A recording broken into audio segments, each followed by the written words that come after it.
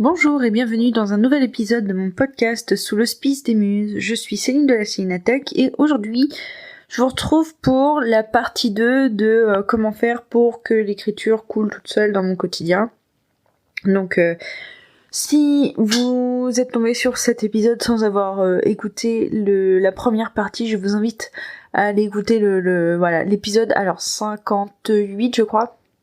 Oui. Et du coup c'est c'est la suite de cet épisode périlleux que fut l'épisode 58 où je parle de tout et de rien sans revenir vraiment à mon sujet. Du coup c'était assez agaçant pour moi mais j'ai l'impression d'avoir dit des trucs assez intéressants quand même. Donc du coup c'est pour ça que j'ai envie de faire cette partie 2. En fait je trouve ça intéressant parce que vous êtes vraiment dans le processus de comment je réfléchis en fait. C'est-à-dire que moi, la manière dont je réfléchis à une thématique, c'est que je me laisse envahir par... C'est comme si je faisais un brainstorm, en fait. Et je me laisse envahir par tous les fils, en fait, tous les morceaux d'idées que ça m'évoque. Et je les déroule. Et en fait, ça me dérange pas du tout de dérouler une énorme parenthèse parce que je finis toujours par voir en quoi elle se raccroche à mon idée de base. Je finis toujours par... Enfin, vraiment, c'est mon processus de réflexion, c'est-à-dire que c'est vraiment genre... j'explore les... Ouais, bonne idée ça.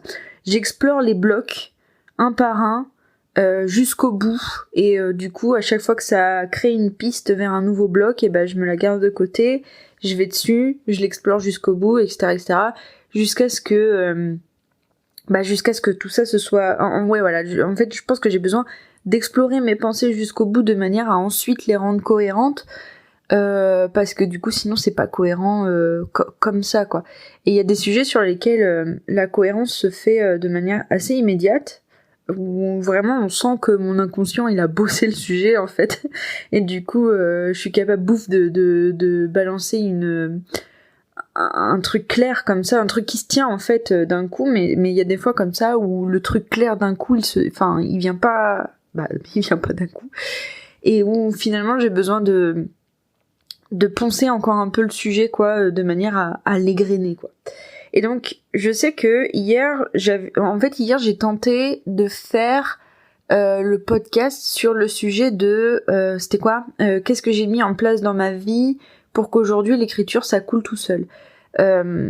Et déjà en fait je pense que ce qui est intéressant de voir dans un premier temps, c'est que je définisse un peu qu'est-ce que ça veut dire pour moi que l'écriture elle coule toute seule. Et en fait je pense que l'exemple le plus intéressant que j'aurais à donner, c'est un peu ce qui s'est passé ce matin. Parce que du coup ce matin en fait j'ai eu le choix entre entamer mon chapitre 8 et du coup me lancer dedans, faire une séance d'écriture en fait comme toute séance d'écriture qui existe dans ce monde, dans mon monde en tout cas, bref. Et donc j'ai eu le choix entre ça et utiliser le temps de ma session d'écriture pour me reposer, et pour me reposer via un tampon émotionnel, parce que moi du coup mon tampon émotionnel c'est les histoires où il y a des liens entre les personnages. Quand je veux aller vite, je lis des shoujo, donc des romances en manga. Et sinon, en fait, je regarde dans ma bibliothèque quelle est la saga d'Heroic Fantasy que je n'ai pas, de romans ado/jeune adulte que je n'ai pas fini, et je prends un tome et je le lis parce que je sais que, généralement dans ces bouquins-là, il y a des liens entre les personnages. Que ce soit des romances ou pas, c'est pas grave. Bref. Oui, donc ce matin. Donc j'avais le choix entre ça et ça. Et en fait, j'ai délibérément choisi de me laisser happer par le tampon émotionnel. Alors je sais qu'il y a des gens qui sont pas ok avec le fait que je dise que ça c'est un tampon émotionnel. Mais en fait, moi je suis totalement consciente du fait que je fuis les émotions négatives avec la pratique de lecture que j'ai fait ce matin. Mais en fait, moi, je trouve que les tampons émotionnels que je fais, ils ont pas des conséquences sur ma vie. Je veux dire, ça, tant que moi, je suis consciente de pourquoi je le fais, de qu'est-ce que je fuis en le faisant, et de qu'est-ce que ça va m'apporter de le faire. je considère que, enfin voilà, c'est du tampon émotionnel, mais utilisé à bon escient. Et je sais qu'il y a des gens qui n'en parlent pas du tout comme ça, je suis désolée, enfin non, je suis pas désolée, hein. Comment dire, je pense que c'est intéressant d'avoir cette histoire de concept de maîtriser les supports dans lesquels on fuit en fait. Parce que du coup, finalement, la raison pour laquelle on fuit dans ces supports-là, c'est parce que ça apporte un apaisement, une forme d'apaisement. Alors après, je sais très bien que, enfin, je veux dire, il y a des tempos émotionnels qui ont plus d'impact dans la vie que d'autres, mais pour moi qui ai du mal à me reposer dans la vie, je pense que c'est un bon filon à dérouler de ce qui pourrait me permettre d'être détendue que de partir de mes tampons émotionnels et de voir pourquoi c'est ça que j'ai choisi comme tampon émotionnel. Bref. Donc, voilà, du coup je me suis perdue, pourquoi je disais ça ? Ah oui, j'étais en train de vous dire que j'étais en train de vous faire la définition de l'écriture qui coule dans mon quotidien.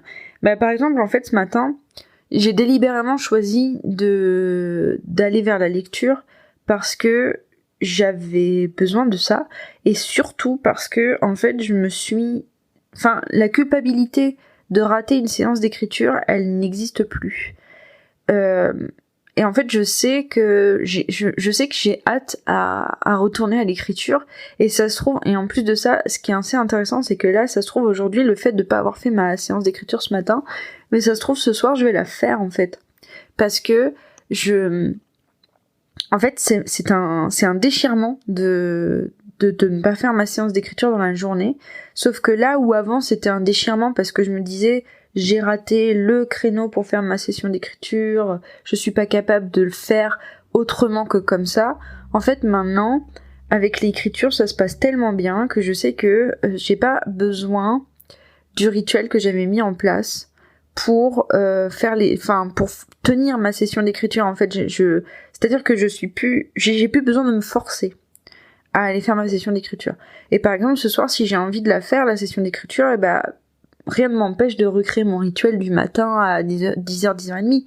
Mais, contrairement à toutes les fois d'avant, où quand je faisais ça, en fait, j'avais un brouhaha mental de dingue parce que je me disais, oh là là, je vais pas réussir, parce que le créneau où j'arrive à écrire, c'est le matin, et quand je le fais pas, c'est un échec, ça va pas, ou alors je suis pas capable, si c'est pas à ce moment-là, enfin, vous voyez, et ça, en fait, ça n'existe plus. Et pourtant, enfin, je veux dire, ce qui est intéressant à voir, c'est que, et pourtant, les enjeux que je mets sur l'écriture sont toujours là, en fait. Mais c'est juste que j'ai un rapport complètement apaisé avec l'écriture maintenant. Et je pense que c'est un rapport que j'aimerais... Enfin, ce rapport-là, c'est un rapport que je pense être l'objectif que je veux promettre aux gens dans mon offre. Donc c'est pour ça que c'est intéressant pour moi de voir en fait comment j'ai fait pour en arriver là. Et je trouve que j'en ai pas mal parlé dans ma newsletter ce mois-ci, mais enfin c'est normal, hein, parce que du coup la newsletter elle sert à ça aussi. Et je pense que c'est pour ça aussi que j'ai plus de mal à faire le podcast, parce que du coup dans la newsletter je dis les choses de manière... dans la newsletter je dis les choses d'une manière qui me plaît fort. Parce que bizarrement le médium que je préfère c'est l'écrit, oh là là trop bizarre. Et en fait c'est ça qui est drôle, c'est que j'ai commencé ce podcast, je pense, en me disant que j'y arriverais pas à l'écrit, que j'arriverais pas à faire un blog, que j'arriverais pas à tenir, de faire des espèces d'articles, enfin je me souviens plus trop du blocage, mais bon bref, j'avais le blocage. Et du coup, là, maintenant que j'ai commencé mes newsletters et que je suis ultra inspirée, enfin, c'est pas inspirée le bon terme, mais qu'en fait, du fait que je me force à écrire tous les jours, en fait, je me rends compte que je suis largement capable de véhiculer mes idées tous les jours par écrit, et même sans avoir préparé, et même sans avoir poncé le sujet, et même sans avoir fait des squelettes, et même sans, enfin, voilà, vous voyez quoi, enfin, je veux dire, je pense que là, au mois de novembre, j'ai bousillé mes blocages. Je les ai... mais vraiment, je suis allée les traquer jusqu'au fin fond de leur terrier. Je leur ai mis des gros coups de pied au cul. Et puis, en fait, voilà. Et c'est quelque chose que je pense que j'essayais de happer hier dans ma manière de parler dans l'épisode. Mais ça venait pas. Enfin, c'est décrit mais d'une autre manière, c'est décrit d'une manière un peu plus intuitive en fait, de comment je l'ai ressenti au fin fond de moi et tout. Mais là maintenant que du coup on est 24 heures plus tard et que j'ai réfléchi au sujet, bah voilà, je vois très bien. En fait, je vois que c'est ça en fait. Pour que l'écriture aujourd'hui coule dans mon quotidien, les choses que j'ai mis en place avant d'atteindre cet état, c'est de bousiller mes blocages un à un, de déverrouiller les verrous que je mettais sur ma pratique de l'écriture un à un, et en fait, plus j'avance dans ma pratique de l'écriture et plus j'accepte que j'ai ma propre méthode pour le faire, et je me fais confiance en fait. Je me fais confiance à mais il faut que je vous le dise. Je crois que je l'ai écrit, j'ai dû le dire dans ma newsletter, mais j'ai jamais dit dans ce podcast. En fait, j'ai réalisé que tout ce que j'aime pas faire dans la vie, j'ai associé ça à je suis nulle. Je suis nulle, j'arrive pas à faire ça parce que j'aime pas et que du coup je fais pas des efforts. Et donc ça vaut pour le plus gros blocage que j'ai eu dans mon rapport à l'écriture. Ça a été le fait que c'est, de manière populaire en fait, c'est convenu qu'un écrivain prépare ce qu'il écrit. Il fait des squelettes, il fait des plans, il fait des recherches, il fait des... Enfin, vous voyez ce que je veux dire, et avant de se mettre à écrire. Et ça, en fait, ça a toujours été mon principal blocage avec l'écriture, parce que, en fait, moi, je suis incapable de faire le squelette avant de m'être confrontée à l'écriture en elle-même. Et j'ai mis, je sais pas, 10 ans à l'accepter, du coup, finalement, quoi, parce que c'est déjà quelque chose à laquelle je pensais. En fait, à chaque fois que j'ai essayé de commencer un roman depuis allez, on va dire que mon premier roman, j'ai essayé de le commencer à 10 ans. Depuis mes 10 ans, à chaque fois que j'ai voulu écrire un roman, je me lançais à écrire le chapitre 1. Ensuite, je me rendais compte que j'avais aucune idée du squelette de la suite du chapitre 1. Ça me faisait peur. J'écrivais pas le chapitre 2. Je laissais tomber mon projet. Voilà. Ça s'est toujours passé comme ça. Et je m'étais pas rendu... En fait, cette peur, elle a plein de ramifications, plein de sous-peurs. En fait, je pense que ça, c'est l'intitulé principal de la peur. Et après, ça se dégage en plein de sous-intitulés de peur, de sous-blocages, de petites pensées insidieuses que je me suis mise dans la tête. Et du coup, en fait, là, plus j'écris et plus je les casse. Je viens de le dire, plus je les casse. Franchement, je vois pas d'autre manière de voir la chose. Parce qu'en fait, c'est assez intéressant comme ce qui se passe en fait, parce que je vais chercher des choses en lesquelles je crois profondément et qui m'ont toujours empêché de réaliser ce que je voulais faire. Je prends ces choses, je les regarde sous un autre angle et je me rends compte que en fait je m'étais focalisée à me taper la tête contre le mur, alors que juste à 2 mètres de moi il y avait un passage quoi pour passer à travers et pour aller à l'étape d'après quoi. Et en fait j'ai l'impression de plus j'avance dans mon développement personnel là qui a été mis en place avec les coachings, et plus j'avance plus je me prouve à moi-même que je suis capable d'écrire, et plus du coup j'ai l'impression que tout est en train de devenir plus vaste. Tous les murs tombent quoi en fait, et du coup au bout d'un moment, à force de faire tomber les murs, et mine de rien il y a le flot de la certitude qui arrive, le flot de la certitude. Et c'est, comment dire, en fait pour que l'écriture coule, il fallait que je revienne à la base de la raison pour laquelle j'écris. Et moi en fait écrire, j'aime profondément ça. Sauf que du coup, il y a une différence entre aimer profondément ça et vouloir coller à l'image d'écrivain dont on entend parler pour que, sociétalement parlant, on soit un écrivain. Et en fait, je me suis dit, oh là, le volet, c'est bon, il va pas faire claque. Et donc, je me suis dit, moi... donc là, ça fait 10 ans que j'écris pas, parce que je ne suis pas un écrivain tel que on l'écrit dans les manuels. Mais du coup, je fais quoi ? Qu'est-ce que je fais ? Et Et en fait, ce qui est le plus remarquable, c'est que le fait d'être devant cette question-là du « Ok, je corresponds pas au code, je corresponds pas aux cases, je corresponds pas aux définitions, je corresponds pas... » Enfin, je veux dire, il y a aucun livre qui parle de moi. Ah, ok. Et en fait, le fait, ça c'est mon expression favorite. Hein. Bref, le fait d'être confronté à ça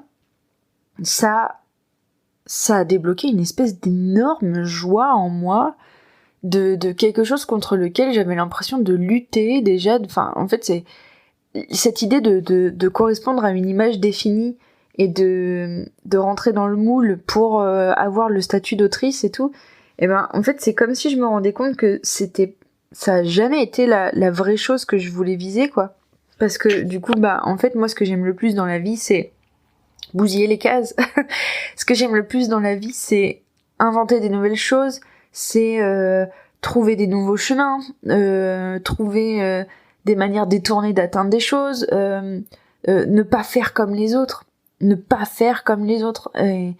Bien que je n'ai aucun a priori sur la manière dont les autres font les choses, et en vrai, chacun fait comme il veut, je m'en fous, mais moi, de moi à moi, le fait d'avoir été confrontée à un jour, comme ça, à force de me développer, de travailler sur moi et tout, d'ouvrir la porte là, et de voir que ce qui m'attendait derrière la porte, c'était la chose que j'aime le plus dans la vie, c'est-à-dire, bah, meuf, ton rêve, c'est écrire, et ce que t'aimes le plus dans la vie, c'est ne pas faire comme les autres.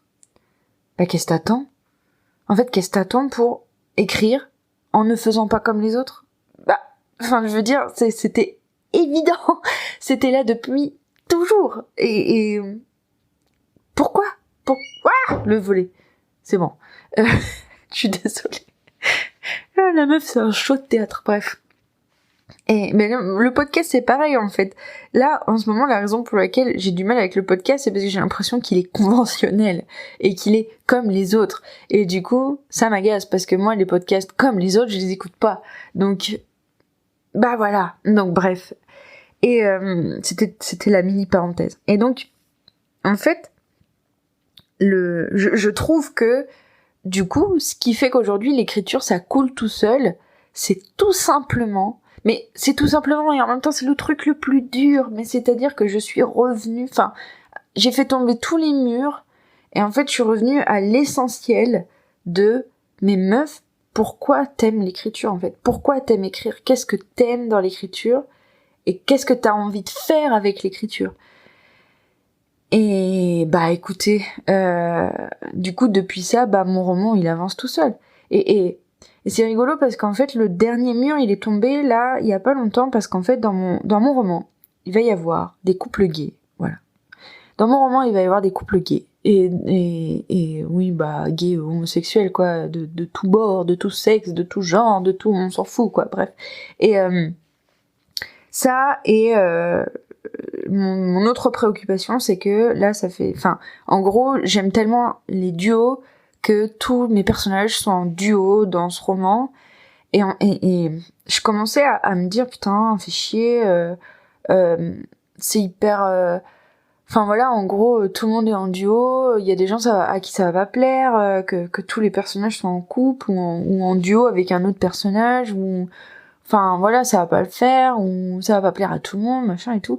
Et puis en fait, au fur et à mesure que j'avançais là-dedans, et puis aussi, est-ce que en tant que femme hétéro, est-ce que je vais porter sur mes épaules, je veux dire, est-ce que je vais être capable d'être quelqu'un qui va répondre aux questions des gens par rapport au fait que moi je mets des couples homosexuels dans mon roman, et en fait, je réfléchissais à ça, et au bout d'un moment, je me dis, mais putain, en fait, je m'en fous, non ? Enfin, je veux dire, j'écris ce que je veux. Et puis, je veux dire, si ça plaît pas aux gens, ils lisent pas mon livre, en fait. Donc, si ça plaît pas aux gens que tous mes personnages, ils soient en duo, ils lisent pas mon livre, ils vont lire un livre où les gens sont pas en duo. Mais en fait, moi, je suis pas capable, peut-être que je le ferais parce que c'est peut-être que je peux travailler ce point-là. Mais seulement si moi, ça m'apporte quelque chose à moi et que ça fait évoluer quelque chose chez moi. Mais en fait, si c'est pour des gens, des hypothétiques lecteurs, en fait, c'est pas la peine, parce que En fait, moi je veux écrire des trucs qu'on aime pour ce que c'est, pas pour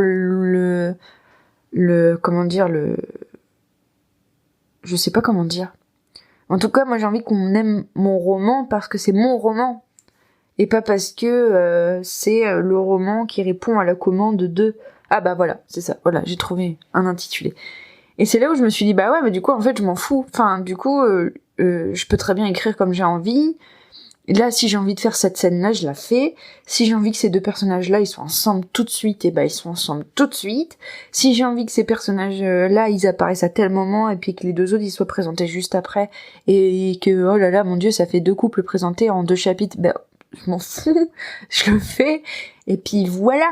Et puis, peut-être qu'en avançant, je vais faire des personnages qui seront pas en duo, et puis peut-être qu'en avançant, je vais faire des personnages qui seront en trio, ou peut-être des personnages qui seront tout seuls, et ça ira très bien qu'ils soient tout seuls, mais en fait, il faut qu'à la base, l'idée me plaise à moi, en fait. Et voilà, et ça fait 21 minutes 12 que je parle. Si ça vous intéresse, en fait, je creuserai sûrement le sujet d'autres fois.